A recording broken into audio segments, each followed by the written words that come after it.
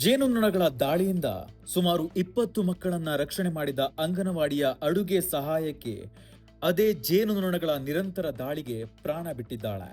ಈ ಕರುಣಾಜನಕ ಘಟನೆ ನಡೆದಿರೋದು ಮಧ್ಯಪ್ರದೇಶದ ನೇಮುಚ್ ಜಿಲ್ಲೆಯ ರಣಪುರ ಗ್ರಾಮದಲ್ಲಿ.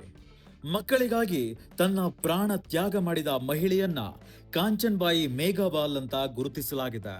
ಈ ಘಟನೆ ಮದವಾಡ ಪಂಚಾಯಿತಿ ಅಂಗನವಾಡಿ ಕೇಂದ್ರದಲ್ಲಿ ನಡೆದಿದೆ. ಸುಮಾರು 20 ಮಕ್ಕಳು ಅಂಗನವಾಡಿಯ ಆವರಣದಲ್ಲಿ ಆಟವಾಡ್ತಿದ್ರು.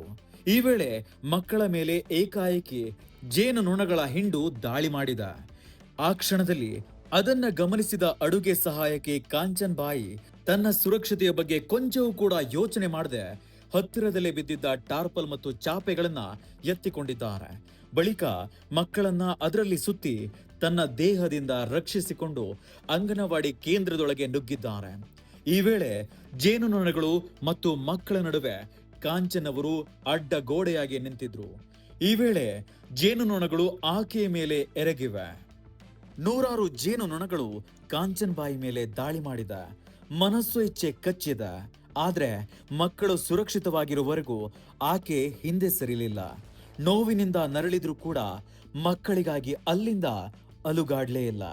ಗ್ರಾಮಸ್ಥರು ಸಹಾಯಕ್ಕೆ ಧಾವಿಸುವ ಹೊತ್ತಿಗೆ ಕಾಂಚನ್ ಬಾಯಿ ಸ್ಥಳದಲ್ಲೇ ಕುಸಿದು ಬಿದ್ದಿದ್ದಾರೆ.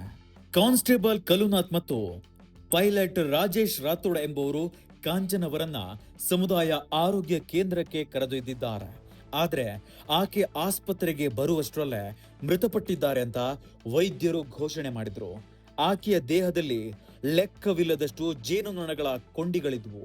ಈ ಒಂದು ಘಟನೆ ಆಕೆಯ ಧೈರ್ಯ ಮತ್ತು ತ್ಯಾಗಕ್ಕೆ ಸಾಕ್ಷಿಯಾಗಿದೆ. ಅಂದಹಾಗೆ ಕಾಂಚನ್ ಬಾಯಿ ಕೇವಲ ಅಂಗನವಾಡಿಯ ಅಡುಗೆ ಸಹಾಯಕಿಯಾಗಿರಲಿಲ್ಲ, ಅದಕ್ಕಿಂತ ಹೆಚ್ಚಿನ ಒಡನಾಟವನ್ನ ಆ ಊರಿನಲ್ಲಿ ಹೊಂದಿದ್ರು. ಹಳ್ಳಿಯ ಮಕ್ಕಳಿಗೆ ಮಧ್ಯಾಹ್ನದ ಊಟವನ್ನ ತಯಾರಿಸ್ತಿದ್ರು. ಅಲ್ಲದೆ ಜೈ ಮಾತಾ ದಿ ಸ್ವಸಹಾಯ ಗುಂಪಿನ ಅಧ್ಯಕ್ಷರಾಗಿದ್ರು ಮತ್ತು ಅವರ ಕುಟುಂಬದ ಏಕೈಕ ಆಧಾರ ಸ್ತಂಭವಾಗಿದ್ರು. ಇನ್ನು ಮರಣೋತ್ತರ ಪರೀಕ್ಷೆಯ ಬಳಿಕ ಆಕೆಯ ಮೃತದೇಹವನ್ನ ರಣಪುರ ಗ್ರಾಮಕ್ಕೆ ತರಲಾಯಿತು. ಈ ವೇಳೆ ಗ್ರಾಮಸ್ಥರು ಮೌನವಾಗಿ ನಿಂತು ಸೆಲ್ಯೂಟ್ ಹೊಡೆಯುವ ಮೂಲಕ ಕಾಂಚನ್ ಅವರಿಗೆ ಗೌರವ ನಮನವನ್ನ ಸಲ್ಲಿಸಿದ್ರು.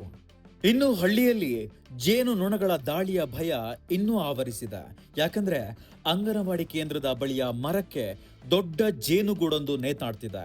ಅಲ್ಲದೆ ಆ ಜಾಗ ಗ್ರಾಮದ ಏಕೈಕ ಕೈ ಪಂಪ್ ಇರುವಂತಹ ಸ್ಥಳ. ಹೀಗಾಗಿ ಮತ್ತೊಂದು ದಾಳಿಯ ಭೀತಿಯಿಂದ ನಿವಾಸಿಗಳು ನೀರು ತರುವುದನ್ನೇ ನಿಲ್ಲಿಸಿದ್ದಾರೆ. ಜೇನುಗೂಡನ್ನ ತಕ್ಷಣ ತೆರವುಗೊಳಿಸಬೇಕು ಅಂತ ಗ್ರಾಮಸ್ಥರು ಒತ್ತಾಯಿಸುತ್ತಿದ್ದಾರೆ.